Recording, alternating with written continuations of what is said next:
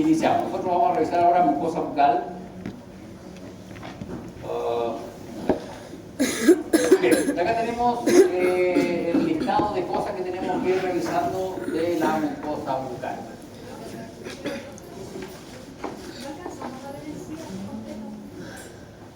Nos quedó una diapositiva, ¿no? ¿Sí? Sí, solo una Dos. como Una o dos. unos diapos quedaron. Que dijo, uy, estamos tan atrasados. ¿Sí?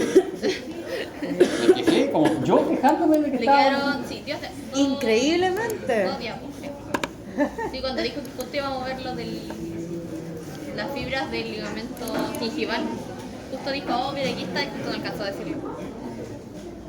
O bueno, tal cual el video. Las últimas dos diapos. ¿Ya puedo salir de acá? Luego estaban las fibras del ligamento. Terrible. Creo que es. Las 6.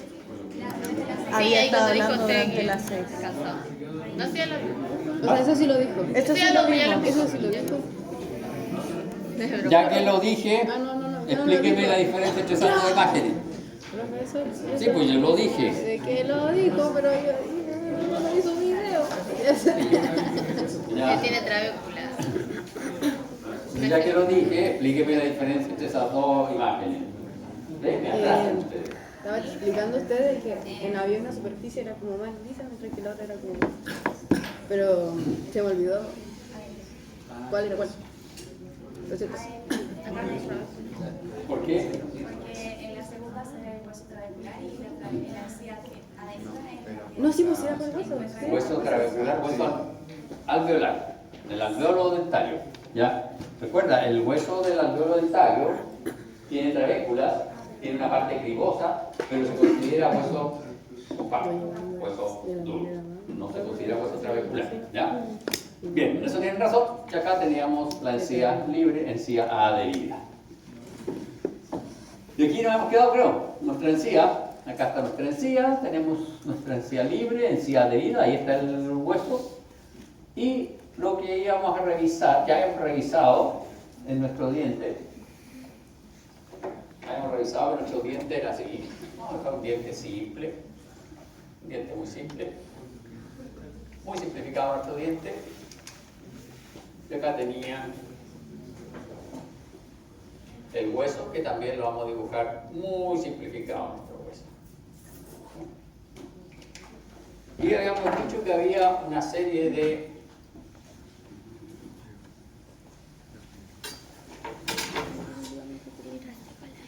sistemas de sujeción de nuestro diente, que en este caso estaban anclados entre el hueso y el cemento. Pero por encima de todo esto, está la encía. ¿Ya? Y la encía se unía acá en rojo. La encía estaba acá pegadita a la mano. Y entonces tenemos que esta zona del tejido aparentemente estaría libre. No hay una unión con filamentos gruesos de colágeno, ¿ya?, que la ancle. Entonces uno podría decir, esta zona no tiene soporte. Es más, esta zona es de las zonas que tiene trabajo mecánico en la mordida. Yo aquí dibujé muy separado esto, pero esto no está tan separado. Yo lo separé mucho aquí por problemas del dibujo, nomás, el cartón, este cartón es más o menos así. ¿Ya? Así está la encía. Entonces cada vez que uno come un membrillo, tiene acción mecánica sobre esas dos zonas. No sobre la zona interna, sino que sobre la zona externa. Eso que implicaba, a ver, algún desconocido. Algún desconocido. Desconocido que está leyendo sus apuntes. Muy buenos días. Esta zona externa tiene acción mecánica, la zona interna tiene acción mecánica.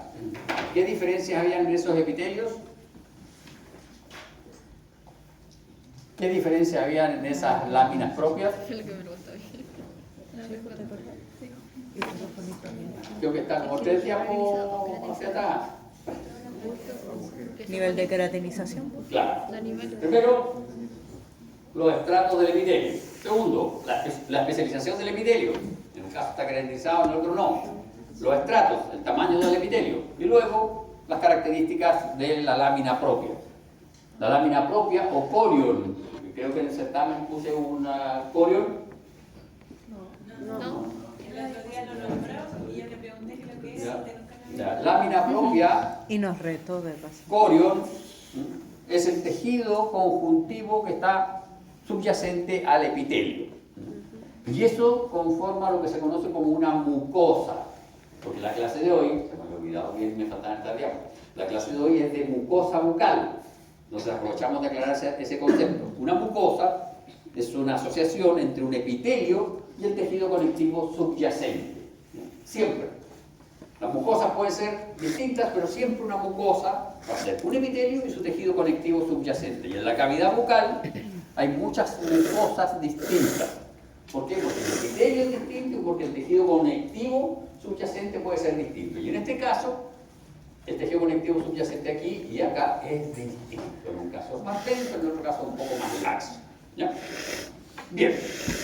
Entonces, para que este sistema de encía no se desprenda, es decir, el surco aquí, este espacio que está entre el esmalte y la encía y el epitelio interno de la encía, no se agrande, no se transforme en una bolsa que va a acumular desechos orgánicos que nosotros comemos, para que eso se mantenga en esa posición y la encía siempre tenga la misma cara de trabajo que esta zona de acá, existe una serie de elementos conjuntivos, ¿no? Que son los ligamentos inferiores. Y entonces tenemos que el corion de la encía presenta un conjunto de fibras que forman el ligamento gingival o supracrestal. Y estos son 4, 1, 2, 3, 4 grupos de ligamentos. Si ustedes se fijan, hay un ligamento que va desde la encía hasta el cemento, hay otro conjunto de elementos que va desde la encía hacia el hueso, y hay otro que va desde el hueso hacia el diente. Y aquí en azul hay unos ligamentos que aparentemente no están unidos al diente, pero forman un anillo circular, ¿ya? Entonces, este anillo circular comprime, hace una suerte de esfínter en esta estructura, y estos ligamentos lo que hacen es unir nuestra encía hacia el diente. Entonces vamos a tener un gingivo dental constituido por haces de fibras de colágeno que se extienden desde la encía hasta el cemento. ¿Se fijan? Desde la encía hasta nuestro cemento. Luego tenemos un gingivo alveolar constituido por haces de fibra de colágeno que se extiende desde la encía hasta el periósteo de la cresta alveolar. Desde la encía hacia el periósteo de la cresta alveolar. Luego tenemos un gingivo circular, que son constituidos por haces de fibras de colágeno que forman un anillo alrededor del cuello de la encía y corresponde a esos que se ven en azul. Y luego vamos a tener un gingivo periósteo dental, que es desde el periósteo del diente hacia, desde el periósteo del hueso alveolar hacia nuestro diente. ¿Ya? Luego hay un conjunto de encías que son los grupos transeptales o dentodentales, que son las que observamos en el práctico pasado, cuando revisamos esa muestra que a ustedes les encantó, que eran los dos dientes, en donde ustedes veían la encía interdental, la papila interdental, y vemos un conjunto de fibras, ¿no?, transeptales, interdentales, que forman un arco. Entonces vamos a tener, si nosotros tenemos nuestro diente aquí, vamos a tener una serie de elementos que unen la encía al diente, una que circula por el diente y luego entre dos dientes, ¿no?, en el sentido mesial del diente, vamos a tener también elementos que unen un diente con el otro y que le dan soporte al tejido mucoso que está formando la encía interdental. Una pregunta, ¿estos ligamentos que son diferentes al ligamento periodontal no interfieren con ese ligamento periodontal? No, porque están en distinta localización. Mira, estos están aquí.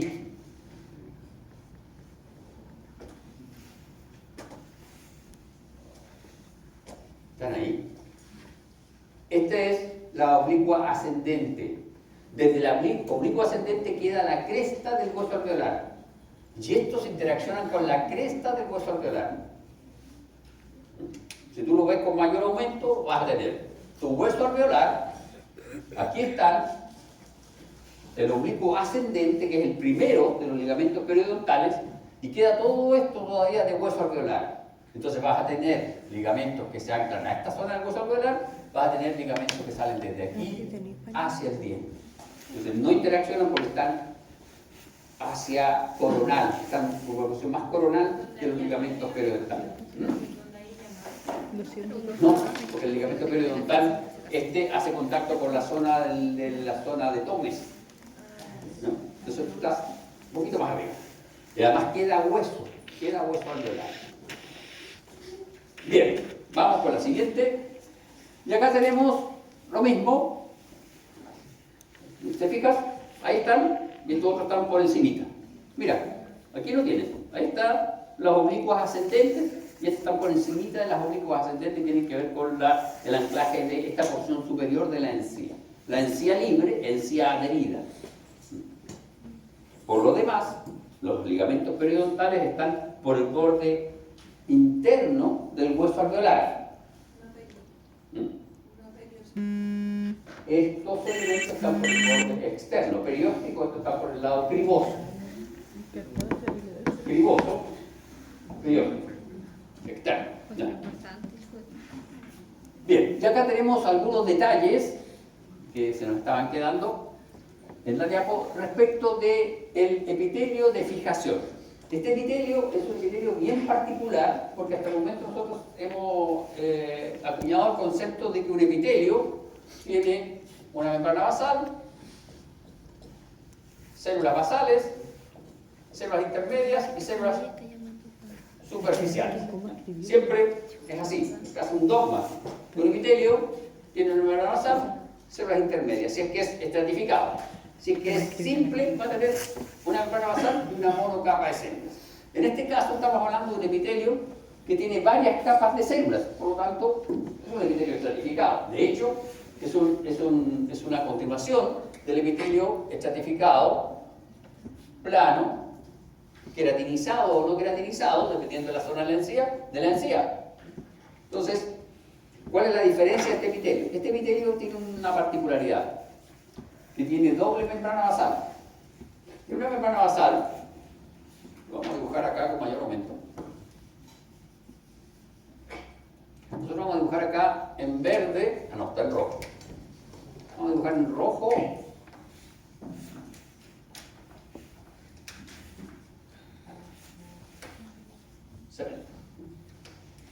Y vamos a dibujar en verde nuestro epitelio.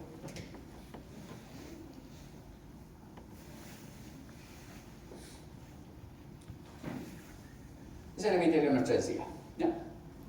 Y aquí está el epitelio de la encía. Ese es el epitelio de la encía. ¿Ya?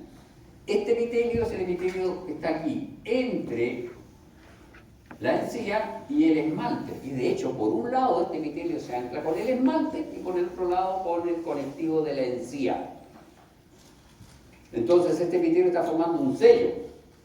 Y es el que realmente establece el sello entre el esmalte y la encía. Sin embargo, el sello es bien particular porque una de las características de este epitelio es que estos espacios intercelulares son bastante amplios. Entonces, la verdad es que no es un sello propiamente tal, sino que es un epitelio que funciona para unir la encía al esmalte. Y se va a caracterizar este epitelio porque en la zona basal de este epitelio, aquí está el epitelio de unión, aquí en la zona basal, vamos a presentar gran cantidad de leucocitos. La lámina propia, que es más laxa en esa zona, va a presentar gran cantidad de leucocitos. ¿Por qué razón? Porque ese epitelio permite el pasaje de elementos hacia el tejido conjuntivo subyacente.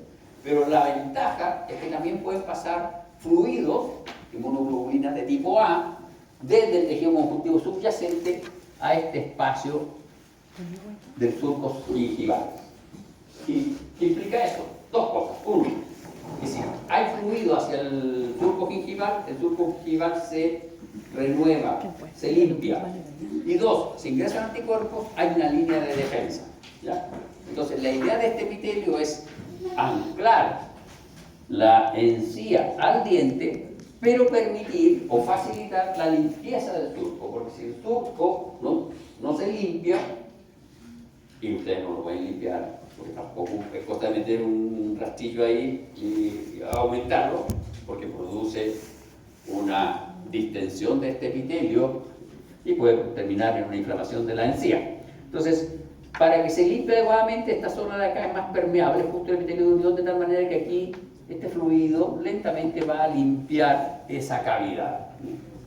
Y es permeable para eso, y es permeable para la secreción de inmunoglobulina tipo A, que es la inmunoglobulina epitelial. Inmunoglobulina que también está presente en la saliva. ¿Ya? Entonces, cuando revisamos nuestras células, nos vamos a dar cuenta que hay células que están adheridas, por un lado, al tejido conjuntivo y por otro lado están adheridas al esmalte. Y ustedes van a ver que hay una especie de epidermosomas que anclan a las celulitas al esmalte, y por el otro lado también tenemos epidermosomas que anclan las células al tejido conjuntivo. ¿Ya? Entonces esa es la característica de este epitelio, y corresponde a un epitelio estratificado plano no queratinizado.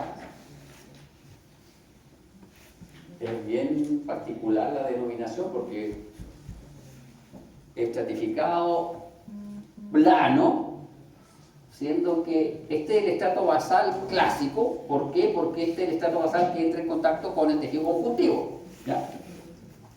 Pero resulta que si tenemos acá unas celulitas distintas, escucha, también hay otro estrato basal. Entonces había dos estratos basales y ninguno de los dos estratos son planos propiamente tal, pero se describe como epitelio estratificado plano. Bien, y acá tenemos la última diapo que hace referencia al epitelio, corion o lámina propia y las papilas coriales. Respecto de la encía adherida, encía marginal libre y de la unión dentogingival. Entonces vamos a tener que el epitelio en la encía adherida es epitelio estratificado queratinizado o paraqueratinizado con parches de queratina, la encía adherida. La encía marginal o libre, plano estratificado, paraqueratinizado o queratinizado. Eso va a depender de la ingesta de alimentos, del tipo de alimentos que uno consuma. Obviamente, si uno consume solo papillas tibias, el epitelio no va a ser agredido, por lo tanto va a perder su capa de queratina. En cambio, si uno consume muchos elementos poco cocidos, duros, el epitelio se va a queratinizar. Entonces, generalmente es queratinizado o paraqueratinizado. En el caso del surco, el epitelio estratificado plano no queratinizado, y en el epitelio de unión es epitelio estratificado no queratinizado con membrana basal interna y externa. El corion o lámina propia, tejido conjuntivo denso adherido al periósteo, tejido conjuntivo semidenso, no adherido al periósteo porque no hay periósteo, tejido conjuntivo laxo con abundante irrigación, y corion vecino a la lámina externa con infiltración de linfocitos. ¿Se fijan? Aquí hay un detalle bien importante respecto a los linfocitos. Siempre en esa zona hay linfocitos porque esa zona es una zona libre, donde hay mucha permeación de elementos que están presentes en el surco, y si están presentes en el surco, están presentes en la cavidad bucal, que permean hacia el tejido conjuntivo subyacente. Y las papilas coriales son de tipo delomorfas, son papilas adelomorfas, sin papilas y sin papilas. ¿No? Bien, eso es lo que nos quedaba de ver de la última clase de encía. Vamos con nuestra mucosa bucal. ¿Dónde quedó la mucosa bucal? Ahí, profe, está arriba. Aquí quedó la mucosa bucal. Bien, revisamos nuestra encía. Lo que vamos a ver ahora es toda la cavidad bucal y nos vamos a abocar a ver estos tipos de epitelios, pero ahora desde el punto de vista no del epitelio restringido a una estructura, sino que el epitelio formando parte del recubrimiento epitelial de la cavidad bucal, y cómo este epitelio tiene algunas diferenciaciones. Y como este epitelio siempre, o no, la verdad que siempre no, porque en algunas partes no tiene lámina propia, pero la mayoría de las veces tiene una lámina propia, por lo tanto conforma una mucosa. Y entonces, en la cavidad bucal, vamos a ver algunas características y luego vamos a ver los mucosa oral. Vamos a ver el epitelio de revestimiento, los tipos de epitelio de revestimiento que vamos a encontrar. Y vamos a revisar las células extrínsecas permanentes y células extrínsecas transitorias. Y la lámina propia. Vamos a ver la submucosa, la clasificación histotopográfica de la mucosa, mucosa de revestimiento, mucosa masticatoria y mucosa especializada. La mucosa de revestimiento, como su nombre lo sugiere, es la mucosa que reviste las zonas de la cavidad bucal que no están expuestas a trabajo masticatorio. Y la mucosa masticatoria va a ser la que recubre las zonas que están expuestas a trabajo masticatorio. Por lo tanto, ¿qué podríamos deducir respecto al epitelio de recubrimiento de esas mucosas? Masticatoria. ¿Sí? La masticatoria versus la de revestimiento. ¿Qué uno puede deducir del epitelio de revestimiento? La de revestimiento no debe estar queratinizada. La de revestimiento No puedo contestar. no está queratinizada, en cambio la De masticatoria Concepción. sí está queratinizada. ¿Por qué? Porque es la que hace trabajo mecánico. Y luego vamos a tener una mucosa especializada. La mucosa especializada es una subdivisión de la mucosa masticatoria de la superficie dorsal de la lengua. La superficie dorsal de la lengua se considera parte de la masticatoria y está parcialmente queratinizada, ¿no? Pero además, esa mucosa de la superficie dorsal de la lengua contiene una serie de estructuras histológicas que están relacionadas con la capacidad de testear sabores, ¿no? Y entonces, como esas estructuras son altamente especializadas y solo se localizan en la región dorsal de la lengua, eso establece que esta mucosa especializada es la región dorsal de la lengua. Y luego vamos a ver órganos que constituyen la cavidad bucal, los labios, mejillas y lengua. Labios los vamos a revisar porque no hay mucha diferencia en el labio respecto de la mucosa, ¿o sí? Antes que se duerma, ¿qué diferencia? ¿Por qué vamos a revisar el labio como una estructura particular? ¿Hay alguna diferencia en su mucosa? Ya, pero la mucosa tiene un tejido conjuntivo. ¿Ya? ¿Qué diferencia hay en la mucosa? Tú me dices borde interno, borde externo, no. Pero, ¿qué más La hay? mejilla no acariciando la cavidad. Las mucosas, No las estaba mucosas directamente adherida. en está el la tubo epitelio. digestivo, porque la cavidad bucal es parte del tubo digestivo, las mucosas del tubo digestivo generalmente contienen glándulas. ¿Ya?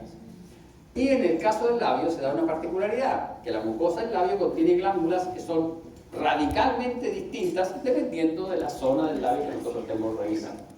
Si revisamos la zona externa van a haber determinados tipos de glándulas, si revisamos la zona interna va a existir un tipo de glándulas, y si revisamos el borde libre, ¿estás segura que no hay glándulas? No hay glándula en el borde libre, pero sí en el externo. En el borde libre no hay glándulas. Si hay una maldita glándula. En el Maldita. borde libre sí hay una maldita glándula. No, pero maldita, ¿por qué? Porque son las que producen los puntos negros del borde del labio, que son glándulas ¿ah? sebáceas modificadas. Son unas glándulas sebáceas modificadas. 5 puntos para Martín. ¿Y cuál es la modificación de la glándula sebácea, estimada señorita? Pero si todo esto ya lo hemos revisado, por lo tanto estamos haciendo un repaso de glándulas sebáceas, ya revisamos histología, tenía una cierta característica, incluso casi la trabajamos de la clasificación de glándulas. Que te salía directo el pelito. ¿Cuál es? ¿Por qué hacemos diferencia entre las glándulas del borde libre del labio versus las glándulas sebáceas del borde externo del labio? Porque a unas les llamamos glándulas sebáceas modificadas y las otras son glándulas sebáceas propiamente tales. Exactamente, la glándula sebácea, recuerden, es una glándula bien particular, la dejamos así entre comillas como glándula, ¿por qué? Porque no es una glándula exocrina propiamente tal, porque no tiene un conducto exocrino propio, secreta hacia el folículo piloso, y estas del borde libre, valga la redundancia, del borde libre del labio, ¿ya? Son modificadas, no tienen folículo piloso. Tienen un conducto excretor propio, pero ese conducto excretor propio tiende a tamponarse, tiende a obstruirse, y eso genera estos puntos negros bien molestos. Luego tenemos las mejillas. En el caso de las mejillas, el epitelio, obviamente la mejilla tiene un epitelio estratificado plano no queratinizado, pero es desde ojo, porque no toda la mejilla tiene epitelio estratificado plano no queratinizado. Hay una zona, ¿ya?, que tiene epitelio estratificado plano parcialmente queratinizado, y en algunos casos se puede queratinizar un poquito, que es la zona media de la mejilla, donde justo coincide la mejilla con la zona de oclusión de los dientes, ¿ya? Y finalmente la lengua, uno piensa que es una estructura muscular que uno podría decir relativamente homogéneo, pero no, tiene diferencias en su epitelio de revestimiento. De hecho, ya dijimos que la superficie dorsal de la lengua tenía la mucosa especializada, pero el borde de la lengua tiene un tipo de epitelio distinto, y la zona ventral de la lengua tiene un tipo de epitelio distinto. Y no solo el epitelio, sino que la lámina propia también es distinta. Bien. Esto aquí se remitió y en el caso de la lengua, ¿se fijan? Vamos a ver la mucosa, el cuerpo, la lengua, etc. Y el paladar, vamos a diferenciar paladar duro y paladar blando. Paladar duro es el paladar que está en la zona anterior, y el paladar blando es el paladar de la zona posterior. ¿Hay diferencia en esos epitelios? ¿Hay diferencia en esas mucosas? Sí. De hecho, en el propio paladar duro hay diferencias en la mucosa. Y si no, hagan el ejercicio de subir su lengua y presionar la zona media, el rafe palatino, y luego presionen los bordes del paladar, del arco del paladar. Los bordes del arco del paladar son más blandos. El rafe palatino es mucho más duro porque el epitelio está casi directamente unido al hueso. En cambio, en los bordes hay tejido conjuntivo, incluso hay glándulas y hay un poquito de tejido adiposo, ¿ya? Entonces hay bastantes diferencias, incluso en el paladar duro, ¿ya? No somos gente. Bien, vamos a presentar nuestra cavidad bucal. Bueno, no importa. Tenemos una ventana de clase, así que podemos atrasar. No tenemos. ¿Y cómo que no tenemos? Sí tenemos. No. Bien, y si tenemos, porque yo he programado acá como 6 clases y la verdad que son 5 archivos, ¿no? Por lo tanto, tenemos. Bien, cavidad bucal. Esta es la cavidad bucal, y nosotros en la cavidad bucal tenemos que reconocer una serie de elementos: los labios, las encías, la úvula, la amígdala, la mucosa bucal de revestimiento, el piso de la lengua, el trígono retromolar, el paladar blando, paladar duro. ¿Se fijan? Paladar duro. De hecho, el paladar duro tiene estas pequeñas crestas, ese es el rafe. Ustedes se fijan, esta zona de acá tiene una mucosa distinta en la zona de los bordes. La úvula tiene epitelio distinto dependiendo de la zona de la úvula.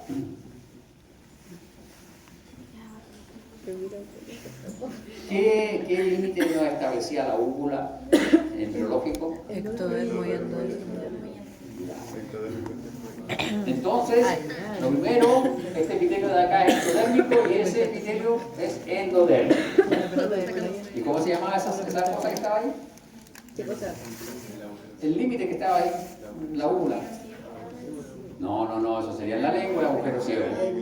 ¿Cómo se llamaba esa estructura que estaba ahí? La membrana. La membrana bucofánica. Bien, entonces la cavidad bucal es un espacio irregular limitado hacia adelante por los labios y hacia atrás por el istmo de las fauces. ¿No? Lateralmente está limitado por las mejillas, y hacia arriba por el paladar, y hacia abajo por el piso de la boca y la lengua. Contiene los dientes. No, horrible. Contiene los dientes y sus respectivos periodontos de inserción y de protección. Al entrar en oclusión los dientes, que es lo que vamos a observar acá, cuando los dientes entran en oclusión, la cavidad bucal se separa en una zona anterior y una zona posterior, ¿no? Entonces, la cavidad bucal va a tener una zona vestibular y una zona lingual, ¿no? Que es lo que ya es como hemos hablado bastante respecto de las encías, la zona vestibular y la zona lingual, la zona vestibular y la zona lingual. Acá tenemos los labios, este sería el borde externo, este es el borde libre o vermellón, y este es el borde interno del labio. Si ustedes miran con cuidado acá, hay una pequeña diferencia de tonalidad, y creo que el autor de este libro quiso denotar con ello las diferencias respecto de la queratinización, las diferencias respecto de la altura del epitelio, las diferencias respecto de la interacción epitelio-tejido conjuntivo, corion o lámina propia. ¿Por qué? Porque hay diferencias respecto de... ¿Cómo se llamaban las estructuras? ¿Se acuerda usted cómo se llamaban las estructuras de interacción entre el epitelio y el tejido conjuntivo?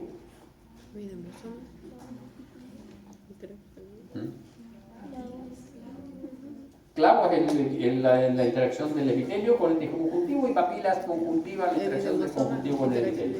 Entonces, los clavos epiteliales y las papilas conjuntivas son distintas dependiendo si estamos hablando de esta zona, de esta zona o de esta zona del epitelio, ¿ya? Hay diferencias. Bien, entre las generalidades de la cavidad bucal se comunica directamente con el exterior, por lo tanto es una mucosa húmeda, ¿ya? Y si es una mucosa húmeda, tiene que tener sistemas de protección. Por lo tanto, la lámina propia de la cavidad bucal, si ustedes revisan la lámina propia de las mejillas, es rica en acúmulos de linfocitos. Las glándulas salivales mantienen húmeda esta cavidad, y las glándulas salivales también secretan inmunoglobulina de tipo A para proteger esta cavidad, porque está comunicada directamente con el exterior. Se encuentra revestida por una mucosa de superficie húmeda. Las mucosas de superficie húmeda, aquí se cae un poco la descripción, porque las mucosas de superficie húmeda generalmente están revestidas por un epitelio estratificado, plano, no queratinizado. En el caso de la cavidad bucal se altera un poco esto por el trabajo mecánico que realizan determinadas superficies y están queratinizadas. La humedad la aporta la secreción de las glándulas salivales, la cual es necesaria para la mantención de la estructura normal de la mucosa. Como es una mucosa que está expuesta a trabajo mecánico, tiene una tasa de regeneración del epitelio bastante alta. Y como todo epitelio tiene una tasa de regeneración bastante alta, si usted fuerza ese epitelio, lo hace trabajar, es decir, tiene una conducta licenciosa respecto al alcohol, respecto al tabaco, etcétera, o de otras sustancias que puedan administrarse sublingual o la zona gingival, eso va a generar daño en ese epitelio, y eso va a generar la aparición de tumores epiteliales, cáncer en la cavidad bucal, ¿ya? Cáncer de labio, generalmente se debe a esto, a esta tasa súper alta que tiene el epitelio, y que generalmente las personas lo agreden con tabaco, ¿cierto? La gente que fuma agrede ese pobre epitelio con tabaco. Bien, ahora, es interesante porque la secreción de las glándulas salivales mantiene este epitelio, lo mantiene húmedo, mantiene la viabilidad epitelial, y cuando se altera se produce una patología conocida como celostomía, ¿ya? Es la sensación de sequedad en la boca, se seca la boca. Esa sensación también sucede en los queridos alumnos cuando tienen que presentar un seminario, que también falla la secreción de las glándulas salivales, para que vean que la secreción de las glándulas salivales está controlada por el sistema nervioso autónomo, ¿ya? Bien, y acá tenemos un esquema de nuestra mucosa oral. Es una mucosa en donde ustedes tienen un epitelio de revestimiento, una lámina propia, y generalmente hay una submucosa. No en toda la cavidad bucal está presente la submucosa, ¿ya? Y no en toda la cavidad bucal la lámina propia tiene el mismo desarrollo. Va a depender de la zona que estemos analizando. Y el epitelio, ya lo hemos comentado, no en toda la cavidad bucal el epitelio tiene las mismas características, ya sea en cuanto a la cantidad de células que las componen, la diferenciación apical y el número de clavos epiteliales. El epitelio es distinto respecto de la cantidad de células, es decir, la cantidad de estratos. El epitelio es distinto respecto de la diferenciación apical, es decir, puede ser queratinizado o no queratinizado, o para queratinizado. y puede ser distinto respecto a la cantidad de clavos epiteliales que presenta. Entonces, en términos generales, el epitelio se describe como un epitelio estratificado plano, no queratinizado, con papilas, conjuntivas y clavos epiteliales desarrollados. Sin embargo, este desarrollo es diferencial. La lámina propia es un tejido conjuntivo, generalmente laxo, rico en fibras, colágeno y fibras elásticas. Sobre todo, gran abundancia de fibras elásticas en la zona de las mejillas. Y la submucosa puede presentar tejido de tipo adiposo, y ese también está generalmente presente en abundancia en las mejillas.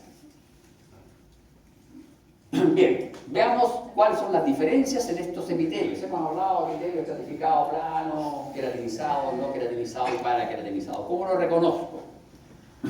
Ustedes ya saben de histología que el epitelio estratificado plano, no queratinizado, y en histología lo vimos como ejemplo el epitelio del esófago, está constituido por un epitelio que tiene un estrato basal y varias capas intermedias, y la capa superficial se va a caracterizar por presentar células planas con núcleo, que presentan núcleos. Son células cuya estructura histológica se mantiene. Son células que tienen un núcleo, tienen organelas y tienen un citoplasma medianamente eosinófilo. Un epitelio estratificado plano paraqueratinizado se va a caracterizar porque el epitelio presenta una capa superior que contiene células muertas. Las células contienen queratina, pero no contienen una queratina con el mismo desarrollo que el epitelio estratificado plano queratinizado. ¿Cuál es la diferencia en el caso de estas células respecto a las células del epitelio estratificado queratinizado? La diferencia está que estas células presentan núcleos, pero los núcleos son pignóticos. En cambio, el epitelio estratificado plano no queratinizado, las células presentaban núcleos, pero los núcleos eran núcleos viables, núcleos ovoideos, núcleos heterocromatínicos. En cambio acá, los núcleos son pignóticos. ¿Qué diferencia hay entre un núcleo pignótico y un núcleo viable? El tamaño y el grado de condensación de la queratina. Un núcleo pignótico es un núcleo afuncional. El núcleo ya no tiene función.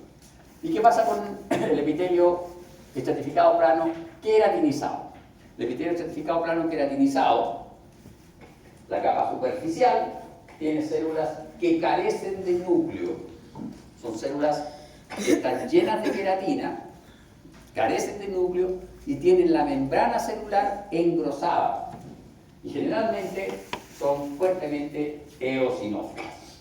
Otro detalle interesante, no sé si ustedes se han dado cuenta, es que en el caso del epitelio estratificado plano queratinizado hay un mayor número de células que constituyen el epitelio. Se parece un poquito al estratificado plano no queratinizado en cuanto a la cantidad de células que constituyen el epitelio.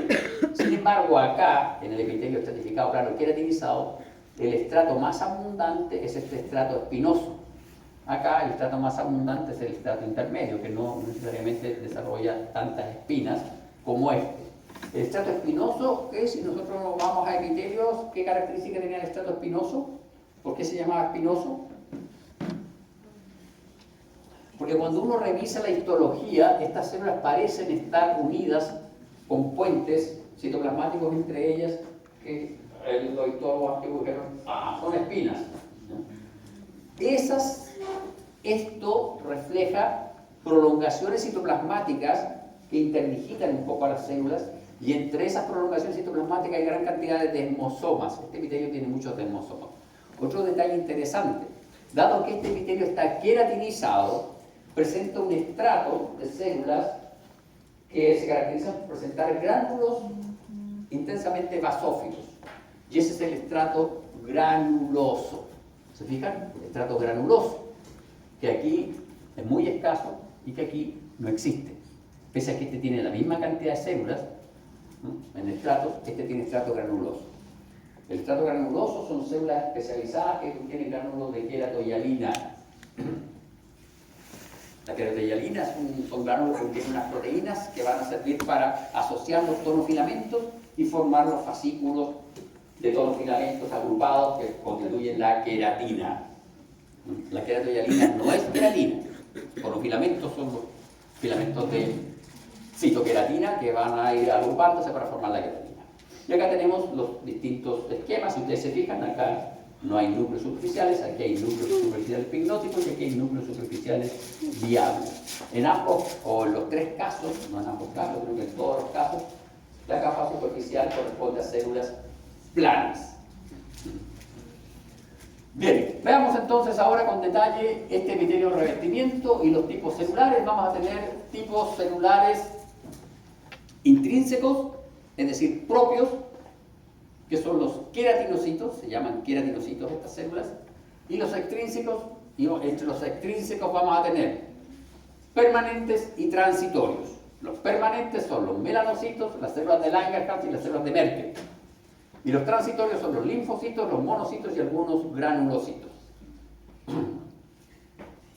Y de las transitorias, el más recurrente es el linfocito. De hecho, el linfocito se describe como linfocito intraepitelial y corresponden a células como esa, pequeñitas, ¿ya? Con núcleo redondo, muy heterocromático. Todas las mucosas que están expuestas al exterior, o están en libre contacto con el exterior, van a presentar linfocitos intraepiteliales, ¿ya? Y el linfocito es una célula extrínseca transitoria. Las extrínsecas permanentes son los melanocitos, las células de Langerhans y las células de Merkel. Esas son células que no tienen un origen ectodérmico epitelial. Se originan en otros sitios y migran en el epitelio y se quedan en el epitelio. De hecho, la célula de Langerhans es una célula presentadora de antígenos. Está presente en este epitelio y cuando penetra un antígeno, esta célula de Langerhans capta ese antígeno y migra hacia el tejido conjuntivo subyacente para presentar ese antígeno a los linfocitos o presenta ese antígeno a los linfocitos intraepiteliales, ¿ya? Por eso se llaman células extrínsecas, no son del mismo origen que los queratinocitos. Bien, los queratinocitos constituyen la mayor población celular del epitelio, de la cavidad bucal, también de la piel. Recuerden que la cavidad bucal se continúa con el epitelio de la piel, el mismo epitelio. Presenta una renovación continua, su ciclo de renovación va desde 41 a 57 días en la encía y en las mejillas de 25 días. Las mejillas es mucho más alto que en las encías, ¿por qué? ¿Por qué puede ser más alto en las mejillas que en las encías? No, usted está comiendo y lo primero que enfrenta esa galleta son las encías.